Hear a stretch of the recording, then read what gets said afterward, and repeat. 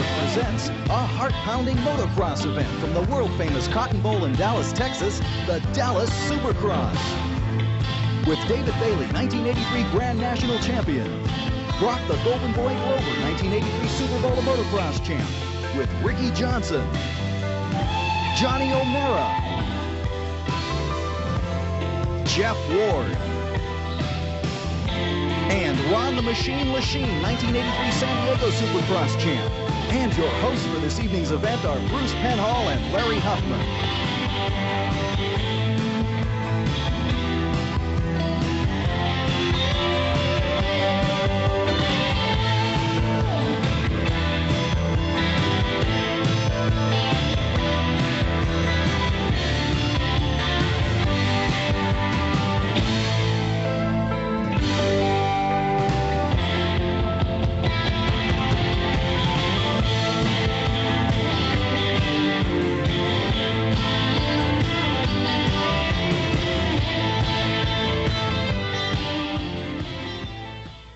Hello, I'm Bruce Penhall at the Cotton Bowl in Dallas, Texas. The 1984 Dallas Supercross is one of the most grueling motocross events in history. With its dangerous hairpin turns, its thrilling jumps, seizing the moment is no less important than being in perfect condition. Now, these athletes in Dallas Supercross are some of the most respected and the toughest in history of motocross, including Brock Glover, David Bailey, Ricky Johnson, Johnny O'Mara, and the Texas favorite, Kent the Rhinestone Cowboy Howerton. So stick around. Watch these professionals in action. They're dedicated, and they all want to win. Russ Waitsman is rider number 211. 43, Dave McClain. 491, Guy Cooper. We'll bring you the rest in a short. In the meantime, out on the racetrack, a long way from where we're sitting.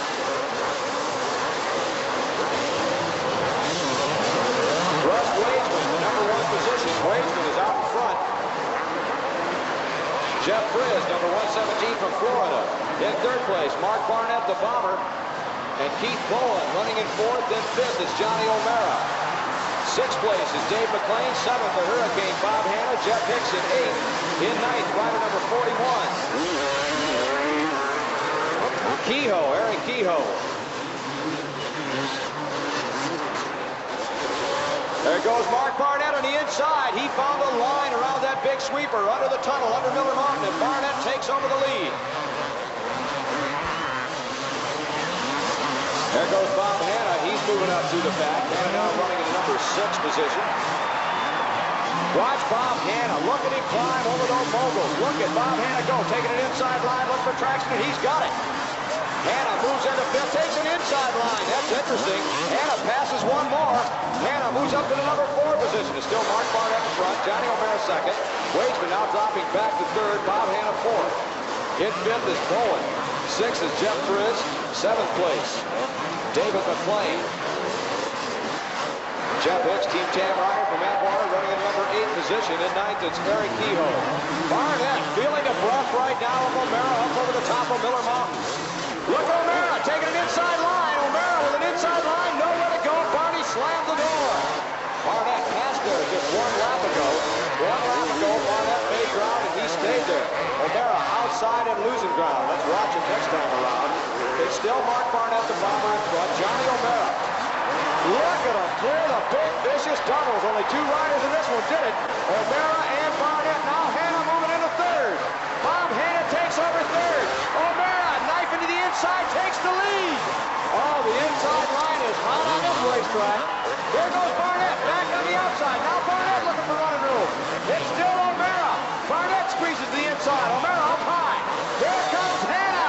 Hanna charging from 3rd, is gaining. He's closing on the rear wheel of Barnett. Watch Hanna. Watch Hanna.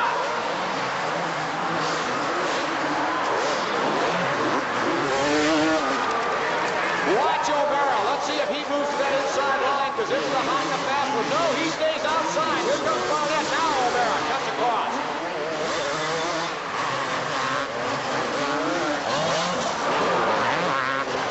Now watch O'Mara. Let's see if he takes him again, and he does. And now Barnett nails him. Will Hanna do it? No. Hanna's not going for the doubles. Hanna riding with 2 broken toes. He suffered last week in the outdoor national. O'Mara again to the outside, inside. Barnett switches lines now. He dives to the inside, as does Hanna. 2 of the vicious moguls in the infield. O'Mara opening up about a 5-bike length lead over Mark Barnett running in second. Bob Hanna third. Keith Bowen fourth. In fifth is still Russ Wageman. Sixth place, Jeff Grizz. Jeff Hicks has moved up to the number 7 position. Dave McLean now running 8th, and 9th is still Eric Kehoe.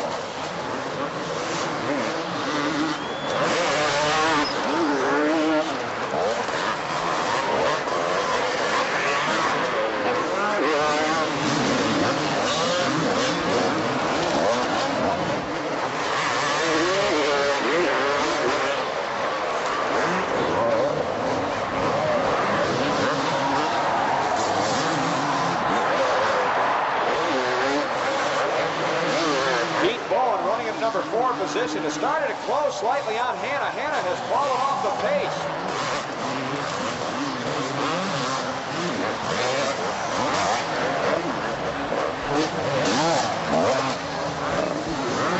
7 riders, top 7 places go into the semi-event.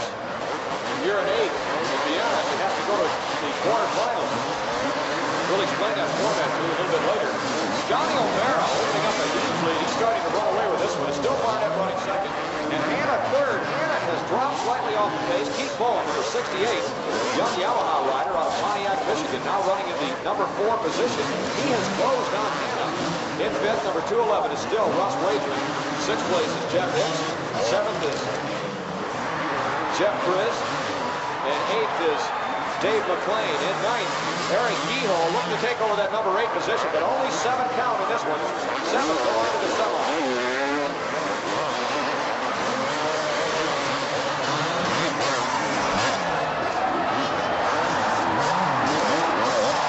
Hanna Bowen. Hanna slid out, Bowen got by him, but Hanna right back on top of him, and Hanna back into that number 3 position. Interesting to note, just 1 week ago, Hangtown, 250cc Nationals, Hanna getting a 14th place start off the line, worked his way up past the leader, and that leader was Keith Bowen, the man currently running in 4th. 2 corners later, Bowen taking Hanna out to the max, putting through a fence. That ended Hanna's race for that photo. I wonder if that's running through this young rider's mind right now. Does he want to take a chance going around Hanna? Hanna owes him one.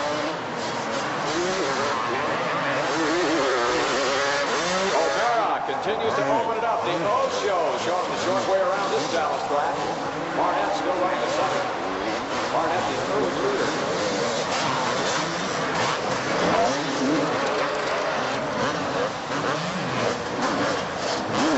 Here's Hanna still third. Bowen dropping back about 4 minutes, 5 bike lengths off the pace of Bob Hanna. He seems to be watching Hanna's line. Bowen could be setting Hanna up for a last lap charge. He could try to get by Hanna on the last lap, but it would be too late for Hanna to do anything about it. We'll watch it. Here's Barnett across the top of Miller Mountain. He's in second. Here comes Hanna in third. Now Keith Bowen in 4th. It's still Wageman running 5th. At 6th, Jeff Hicks. Battle for the 7th place. Now McLean goes down. McLean is down. 7th is Jeff Grizz. 8th place, Eric Kehoe. 7 riders going into the semi.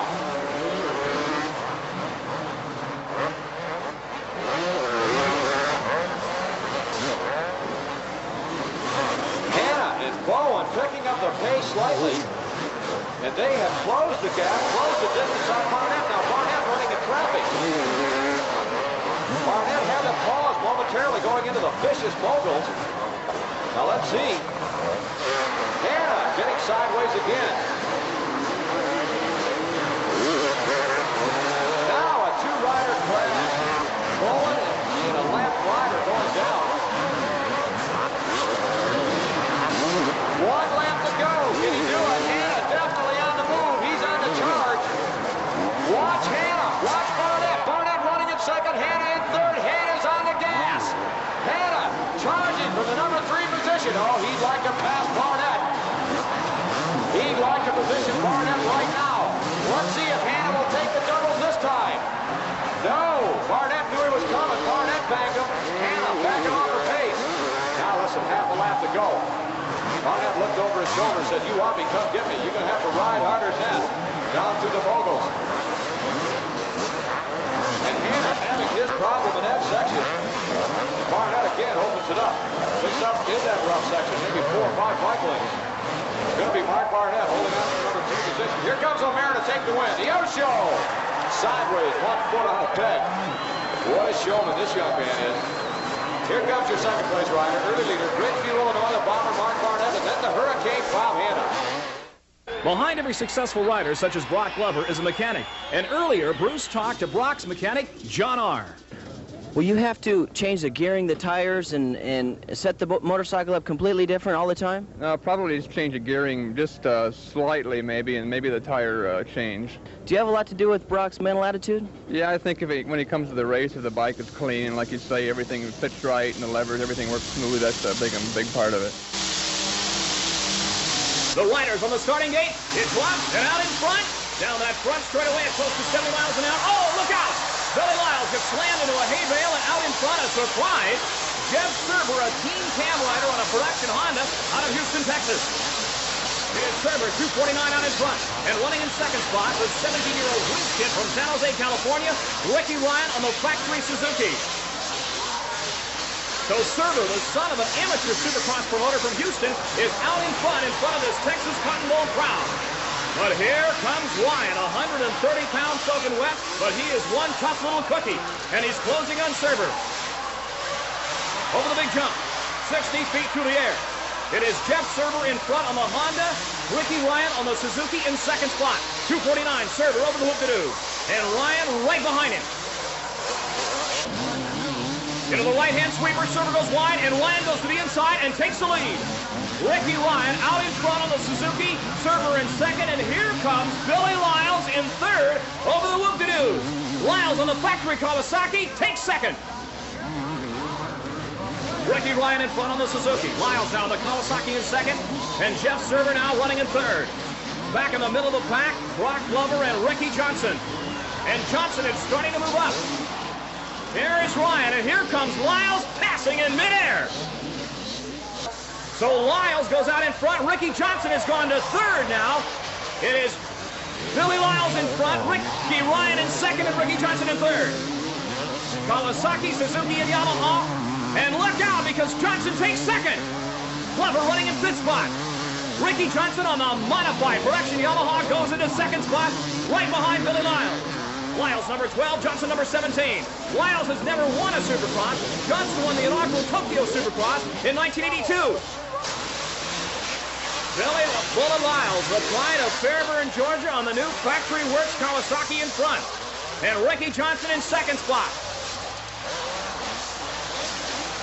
They fly over the jumps. Johnson moves up on the inside and challenges Lyles, but Lyles holds on to the lead over the big jump. The Dallas Cotton Bowl Supercross on a beautiful Saturday evening. And Billy Lyles is trying to hold off Ricky Johnson, and Johnson is tough. Oh, look out. Right her down. It's Serber. Jeff Serber, the early leader, goes down. He bounces up like a rubber ball and comes back in the race. Meanwhile, Lyles is trying to block Johnson, and Johnson is on him. For the whoop-de-doo. Johnson throwing the ice, gambling. He goes to the inside. Lyles tries to block. He blocks him. Billy Lyles in front. Ricky Johnson running second. Moving up down to third spot. Brock Glover, the Golden Boy from San Diego, California. They get into traffic. This could be dangerous. And there's Johnson passing in midair. Unbelievable. Ricky Johnson read the traffic in front of him and passed him like a snake oil salesman in the night. Johnson in front. Billy Lyles in second spot. Glover has moved to third. But it is Ricky Johnson on the factory Yamaha out in front. Glover hit a hay bale and slammed into it and came back in third. Johnson, 17 in front. Suffered a dislocated hip last year at the St. Louis National. Came back to racing and is stronger than ever. The checkered flag is out, and Ricky Johnson wins the first heat of the night here at the Dallas Cotton Bowl Supercross. Billy Lyles second, Brock Glover third, Ricky Ryan fourth, and Eric Eaton in fifth spot. Let's take a look at a Supercross track from a rider's standpoint. The track cost about $100,000, 600 dump truck loads of dirt, and 2 semis worth of hay bale. 400 man-hours to build and less than 100 to take out this track. Then through the tunnel they go, and then out to the right-hand turn, a high bank right-hand turn, another series of stutter bumps. It's about 3-foot high jumps. designed to throw the rider off the bike and to work the bike suspension. Then a high-speed straightaway where they reach speeds of close to 70 miles an hour, into a 6-foot-high banking, and then into a series of what they call rockers. Short, very, very difficult stutter bumps. Machine jarring the rider up and down. A right-hand turn, then over a 6-foot jump, then a smaller jump, then another series of stutter bumps.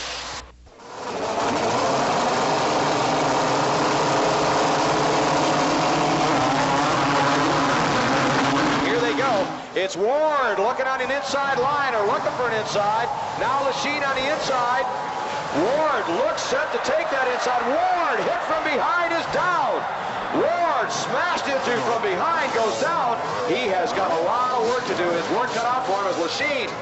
Ron Lachine blasting into that lead. It looked like Ward was going to have a clear-cut lead, but then Lachine out of nowhere, and Ward being smashed by the rear wheel by a slower rider, actually, and he has got his problem.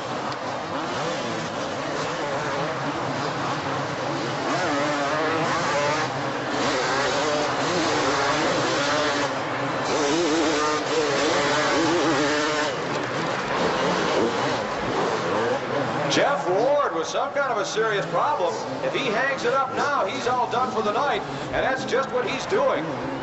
Ward giving his bike to team manager Roy Turner, says that's it. He is mad. Jeff Ward stalking off into the pit area. We've seen the last award tonight, and Ward figuring to be one of the favorites in this race. Simply an outstanding rider in this year, 1984. Ron Lachine in the lead. There's Goat Brecker running in the number 2 position.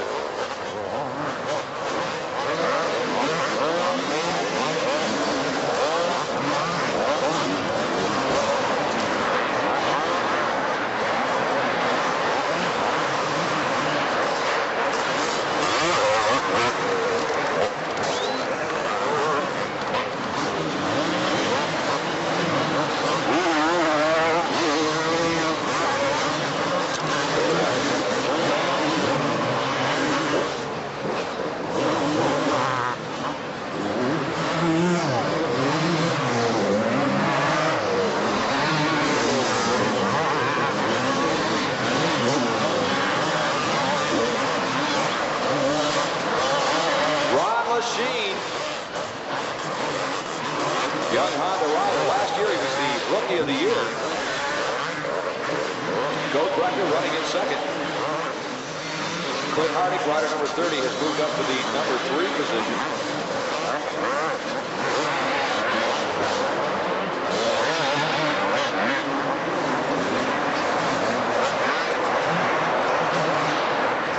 Brett Andrews running in the number 4 position.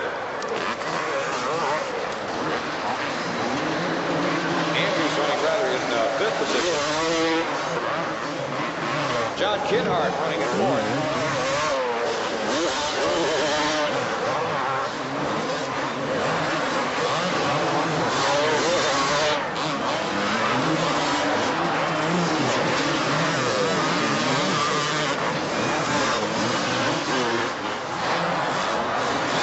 Goat Brecker all by himself, sliding out the corner. And Brecker now dropping back a position or 2. If he doesn't get started, he'll drop back more than that. Brecker back to 3rd. Harding moving into 2nd. Ron Lachine way out in front. And look, it's shaped up to be a 2-rider battle between Lachine and Ward. Now Ward pulling back onto the racetrack. Jeff Ward pulling back onto the racetrack. He's out there.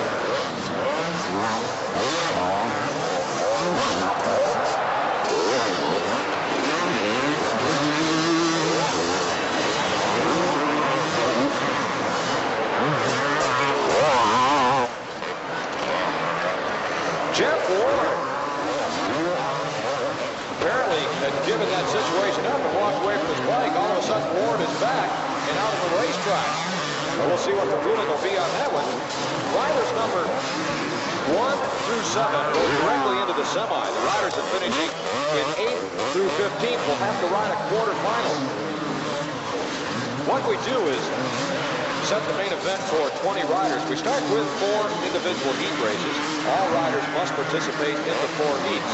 Now, the top 7 riders in each heat race will go directly into the semifinals. The riders who finish from 8 through 15 will have another opportunity to continue in the program by riding a quarterfinal. Now, on in the quarterfinal, the top 4 riders will go into semis. And then from the semis, we weed the riders out into the main event. We do have 1 race in between the semis and the main. That's called the last chance qualifier. And we'll bring you the numbers as we go along. It's all explained in your program. And hopefully by now you've had a chance to slip on out to the concession area and pick one of those 5 little programs up. Take it home as a souvenir from this Dallas Miller High Life Supercross.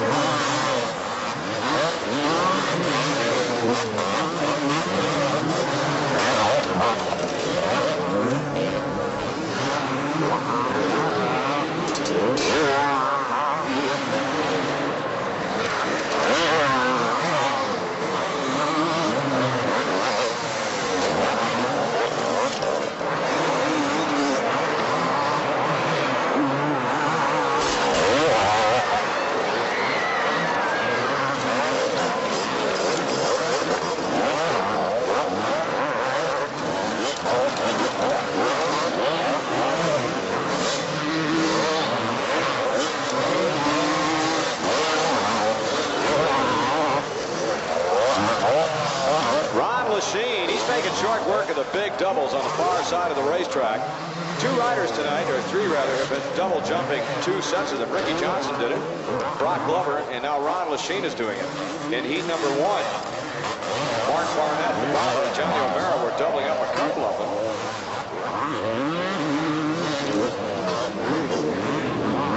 Ron Lachine looks just about to be the freshest rider out there in terms of clearing those doubles. He could be a factor in this main event tonight. He's a strong young rider riding Team Yamaha, Team Honda in 1983, riding Team Yamaha, becoming the Rookie of the Year.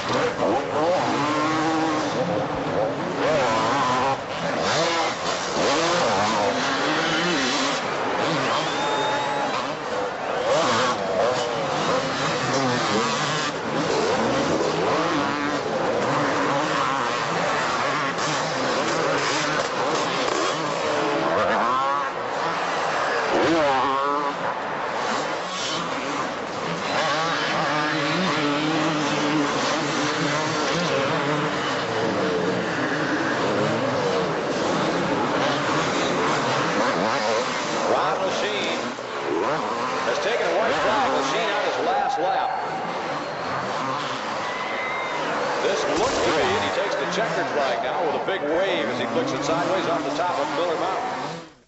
Heat race number 4 coming your way. Rider number 1 is David Bailey. Keep your eye on him, Ashton, Virginia. 1983 GNC, number 10, Alan King. 14, Ken Howerton. 28, Jim Holly. 126, Danny Storbeck. Bailey having his problems on the start. He's back in a number 4 position. He got it straightened out and away he went. Rod Smith, number 34, taking a hole shot. Here comes Bailey, squirting into second. Watch Bailey. Bailey has got the lines on his track dial. Look at that. Bailey already into the lead. Rod Smith running second. Third place is Jim Holly, Danny Storbeck in fourth, Ken Howerton in fifth. Alan King running back in sixth. In seventh is Steve Pate. Chris Heiser running eighth.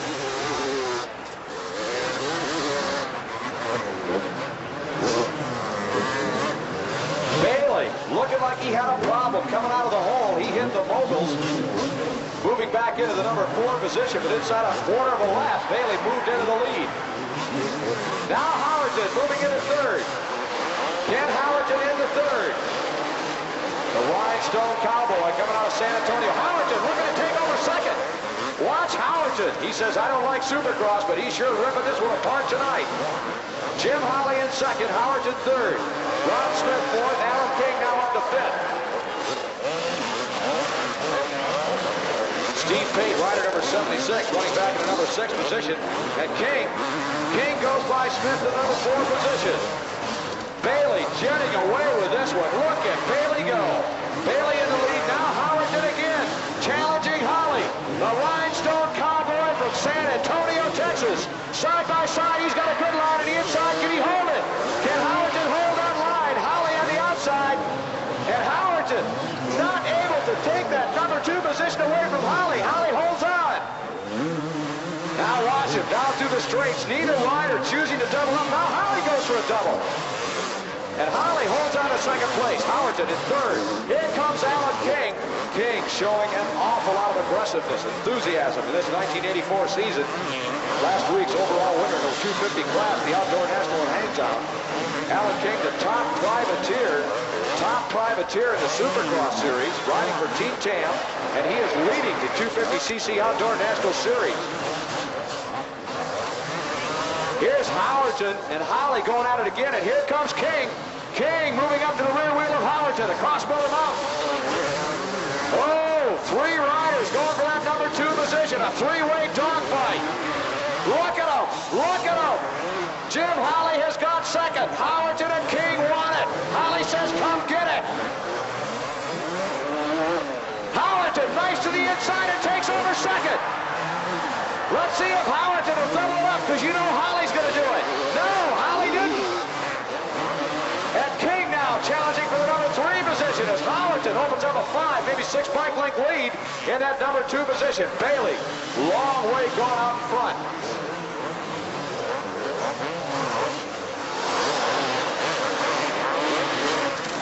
David Bailey is your leader. Ken Howerton, the Rhinestone Cowboy, many times a national champion.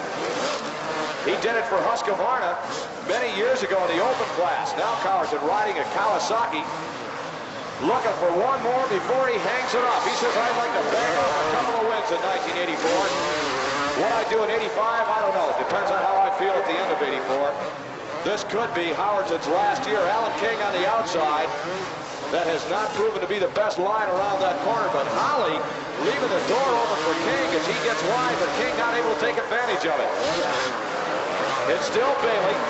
Now, here comes King. King, Alan King from Team Tam moves into the number 3 position. Both riders side by side, doubling them up.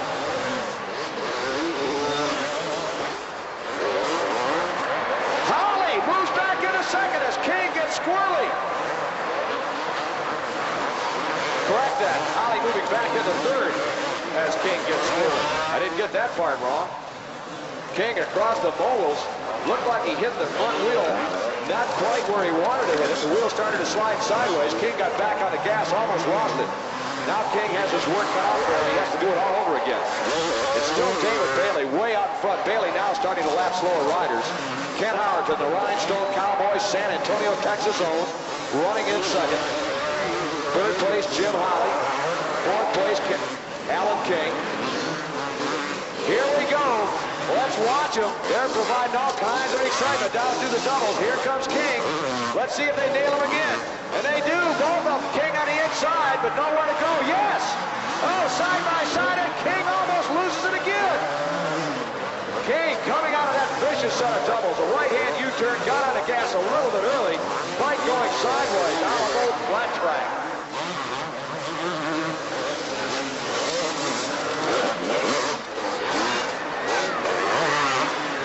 Watch King.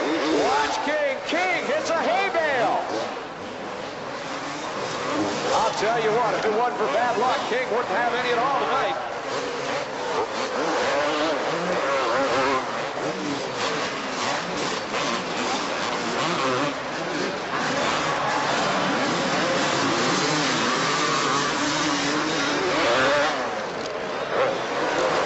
Watch him setting up again for the doubles. Here they come. King seems to gain ground as he comes through. Look at this. King double an extra one. Now King is slowing down. And Holly right back. King takes over the number 3 position. He'll cut down inside and try to hold it. Look at Holly trying to knife underneath him. Nowhere to go. And this time, King gets his rhythm dialed down through the vicious mogul. And King holds on to 3rd.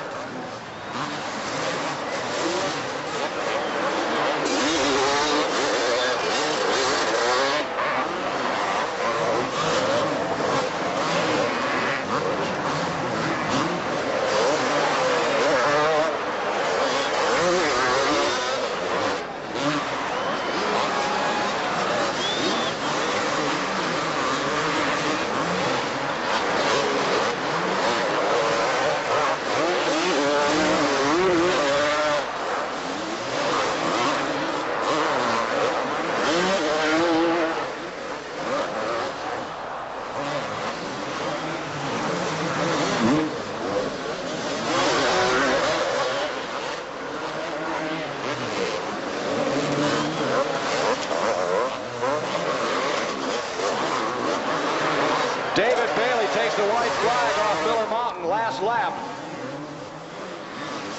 Howerton still holding on to the number 2 position. Rider number 14 on the Kawasaki, Alan King.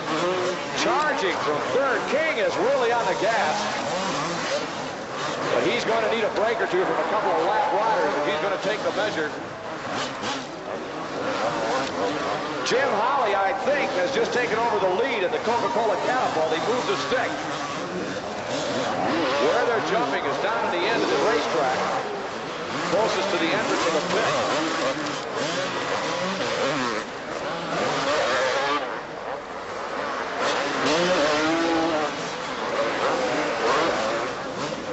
White flag is out, last lap action. Here comes Bailey.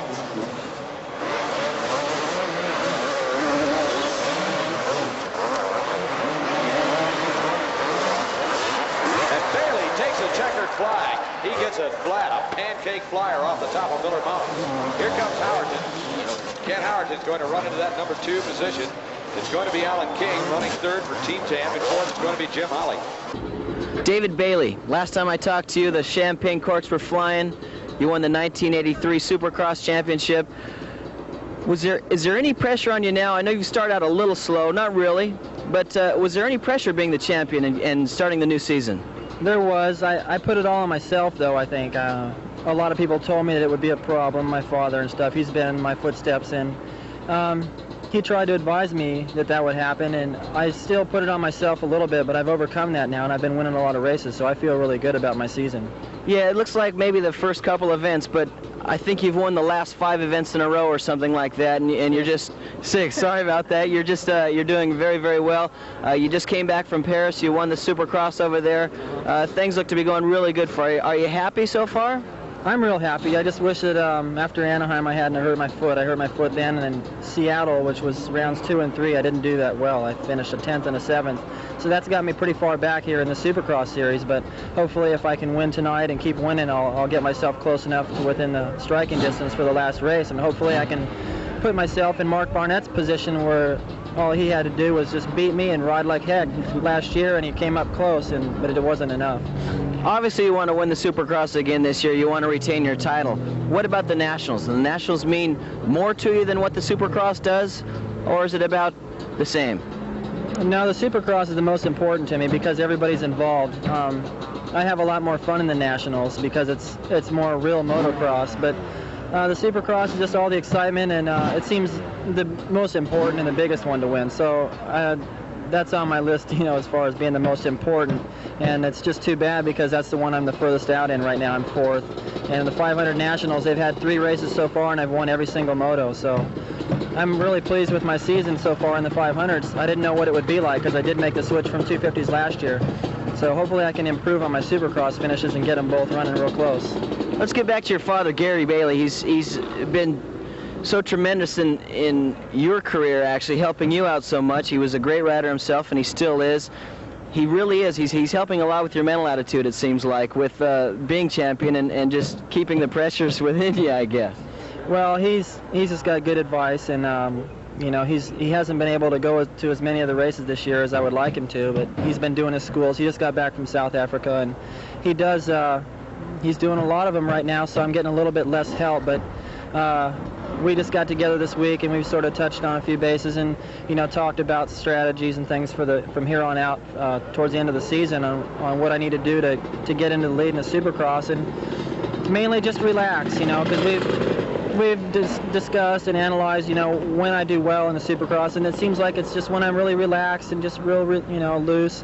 And when I worry about it too much and think, I've got to do this, I've got to do that, and worry about so-and-so, I just get tight, your arms get tight, and you can't ride. So mainly just relax and just go out there and have a good time like I'm out practicing, because that's when I ride my best. Yeah. David, you have to be in great shape to ride stadium motocross and your national motocross. Now, you've had your injury. Has that put a hindrance on your training a little bit, and has that put you behind a little bit? Well, I lost out about, you know, 60 miles of running or so, you know, during that time. What I just do, I just ride as much as I can and I run as much as I can, and the rest of the time I just stay active and do, you know, stretching and things. So I would much rather it was an arm or something, you know, where I could still run. I lost a lot of endurance then. And this track seems to be a little tighter and the surface seems to be a little bit harder. Does this hinder your style at all, or does it bother you? It doesn't make a bit of difference, I guess, huh? No, because when I practice on tight situations in the woods and things, so the tighter the better for me, and I'm tall, so the more steeper they make things and more obstacles, the better. I didn't even race here last year. I was riding a Friday night during a press conference type of thing, and I went off a jump and didn't fall at all, but my foot slipped off the peg and I sprained it real bad, and I spent this weekend in the hospital. So I'd like to try to make it through the main event tonight and, you know, pull off a good strong finish. And I don't know. It seemed like the hard surface last year was the result, you know. I mean, that was what caused me to make the mistake. They've softened it up quite a bit, and the track looks pretty good. I haven't got a chance to ride on it yet, but I'm looking forward to it. Great. Best of luck to you, and keep that number 1 on your back, huh? All right, thanks. We go now to the semi, and what a lineup it is. Number 5, Johnny O'Mara. 3, Brock Glover. Bob Hurricane Hanna. Mark the Bomber Barnett. They line up, and there goes the gate. Down the front straightaway. Who's got the whole shot? It looks like Hicks for 22. No. Glover slams into Hicks, drives him to the outside, and takes the lead. Brock Glover, the golden boy of El Cajon, California, out in front, number 3. And a tangle back in the pack, and down goes Mark Barnett. And Barnett is down hard. The former Supercross champion could be out for the light. Meanwhile, out in front, Brock Glover setting a blistering pace over the giant jump. Glover is not accustomed to getting hole shots, but when he does, he's dangerous. It is Glover in front. Here's O'Mara going to second through the tunnel. Johnny O'Mara on the factory Honda has gone to second behind Glover and is putting the pressure on Glover. Brock Glover, the golden boy, out in front, the youngest national champion we've ever had. He was a 125 title holder when he was only 17 years old. Here's O'Mara, goes down. Oh, O'Mara slams into the second of a double jump and is down. He's up. Tries to get the bike started. He's back in the fray. Glover in front. Whiting and Hicks battling for second. Another rider now. It is 117, Jeff Frizz of Orlando, Florida. I guess you could say he's on the Frizz. Meanwhile, Brock Glover out in front, reading the track beautifully. His lines absolutely superb. Over him with the precision of a brain surgeon. Look at him go. Lands, puts the Yamaha just where he wants it. Here is number 12, Billy the Bullet Lyles. Gets a bad start, now moving up to the pack. Brock Glover in front. Ricky Johnson now starting to move up. It is number 3, Glover in front. Johnson now battling for second spot with Hicks and Whiting. Here's O'Mara back into the battle. Number 5, Johnny O'Mara, is fighting his way back up after going down earlier. And here is Johnson now going into second spot. Number 17, Ricky Johnson. So this could be a problem for Brock Glover as his teammate Ricky Johnson is putting the pressure on. There's Glover, number 3, and there's Johnson, number 17, as they go with the big jump. The white flag out. All Glover has to do is hold on for one more lap. 1 lap to go in this Dallas Cotton Bowl semi. And number 3, Glover, is trying to hold on with his fingernails. And here comes Johnson.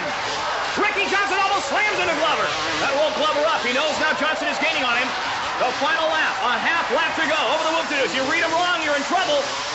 And that's exactly what, look out, that's exactly what Glover did. He read it wrong, and Johnson takes over the lead, goes by Glover, and has got the lead.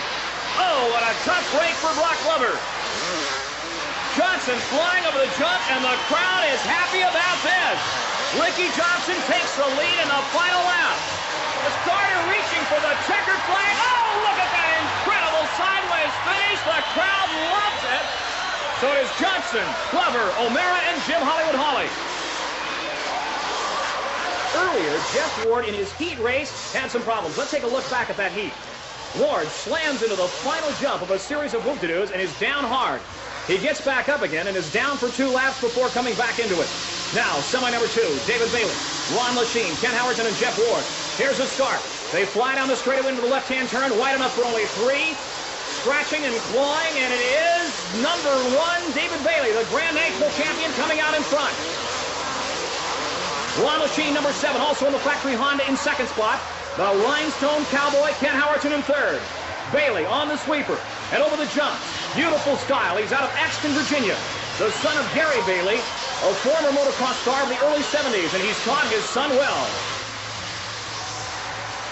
Bailey out in front. Number 7, Ron Lachine in second. Ken Howerton, the Rhinestone Cowboy, third. And here comes Jeff Ward.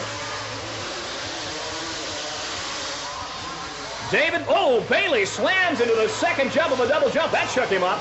And that will, too. That'll crack a frame on you. Bailey in front. Lachine, number 7, in second. And here's Ward, number 4, in third. Ward is a tough little cookie from Mission Viejo, California. And he goes by Lachine. Passes Lachine before the turn, and here comes Lachine back. Lachine's mad. Whoa, and Lachine almost goes down. They come out to the mechanics' turn, and the mechanics scatter. It is Lachine and Ward side by side, and handlebar to handlebar. Over the jump, Honda versus Kawasaki. Lachine, number 7, in front, over the jump. Here is Ward on the inside, drives Lachine to the outside. A beautiful move by Ward. Jeff Ward, number 4. Now they are battling for second spot. Bailey, meanwhile, is way out in front. Jeff Ward, number 4, in second spot. Ron Lachine licking his wounds in third. Over the whoop. Here's Bailey, number 1, out in front. They get into traffic. It is still Jeff Ward and Ron Lachine battling for second. Bailey in front. A big lead he's built up. Over the whoops, he's having fun. Meanwhile, back in second spot, Ward and Lachine are going at it hammer and tong. Over the series of whoops. Jeff Ward holding on to second spot. Lachine trying to get back at him.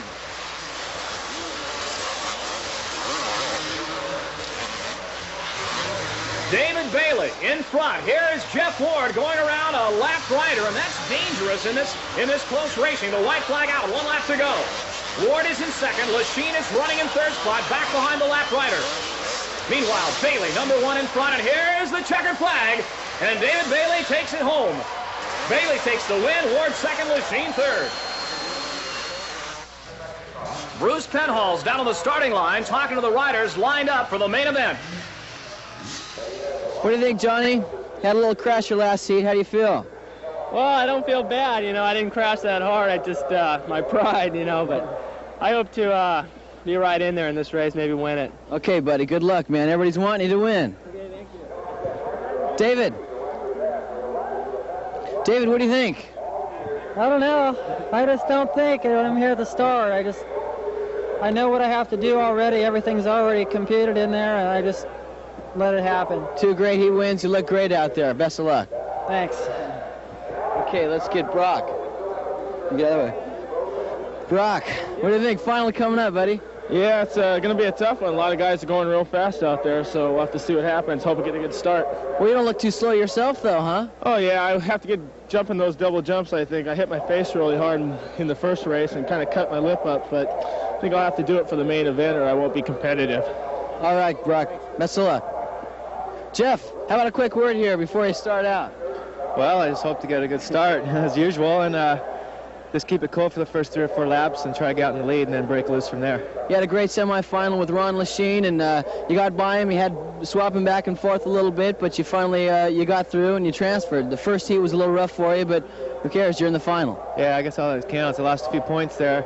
Don't like to fall down on the first lap and lose a lot of positions, but semi improved. I felt good, so I feel good for the main. Great. We won't keep you. Good luck. Thanks, Bruce. Okay, Ricky. Ricky, what do you think? Well, so far, Bruce, I had a real good night. Won my qualifier, won my semi, and my times are looking good. So I think the race is going to be between me and Bailey because we seem to have the fastest times, and we've both won our qualifiers and semis. You look great in your heat races, semis. Look really good. Best of luck. Thank you very much, Bruce. Moving a little terrain out of the way here, Ronnie. What do you think? Huh? Yeah, a little bit. Now, what is it you're actually doing right now, then? Well, I'm getting it smooth here so I don't spin when I'm leaving the gate. Getting all the excess dirt, making sure there's nothing in my way out there. All right, man. Good luck. The stage is set for the main event. Grand National Champion #1, David Bailey. He'll be going up against an old nemesis of his, Brock Glover out of Southern California. Glover #3, and there's his mechanic, John R., who Bruce talked to earlier right behind him. Last year at the Rose Bowl, the Super Bowl of motocross, these two went at it the entire race. In the heat race, #11, David Bailey took the whole shot. #6, Glover was right behind him, and they rattled handlebars back and forth for the entire heat race. Bailey took the heat. Then in the semi at Pasadena last year, Glover and Bailey again went at it. Glover, right behind Bailey, slammed into his rear tire and stalled the bike. Bailey went on to win the semi. Glover won the main event. And here we are in Dallas. #4, Ward, #3, Glover, and #1, Bailey. They go off the line. Johnson moves over and cuts off his teammate, Glover. They go into that first turn. Several riders down. The main event underway. It is Bob Hurricane Hanna, #6, on the factory Honda in front. And O'Mara, his teammate, takes the lead. Johnny O'Mara takes the lead over Hanna. O'Mara, #5, over the jumps. Oh, O'Mara getting a little sideways. It is Johnny O'Mara in front. Hanna running second, and here comes Glover in third. Johnny O'Mara out in front at the end of the first lap. Bob Hurricane Hanna in second, and Glover moving up on Hanna in third. The crowd watching O'Mara as he rockets through the tunnel. Hanna trying to hold on in second spot. He came back after an injury tonight for this race. Glover in third. But Johnny O'Mara is out in front, flying 10, 15 feet in the air over the jumps and landing kind of hard. Johnny O'Mara, #5, won the 125 USGP back in 1980 and got picked up for a factory ride by Honda immediately afterward. They go over the whoops. You can see the tremendous pounding the bikes and the arms take. Johnny O'Mara in front, and Jim Hollywood Holly has taken second. Glover in third, Hanna dropping back behind Bailey. Bailey running in fourth. It is Holly moving up. Johnny O'Mara in front. They rocket over the jumps. Holly battling Glover for second, a rider down. Johnson runs into the fallen rider. It's 211, Les Wageman. He's up, he's okay. #28, Jim Hollywood Holly battling Brock Glover for second behind O'Mara. And here comes Bailey trying to move up over the big jump. Glover on the inside, passing, now going to the inside. And Bailey trying to go around. It is O'Mara, Glover, and Bailey. Holly running in fourth spot.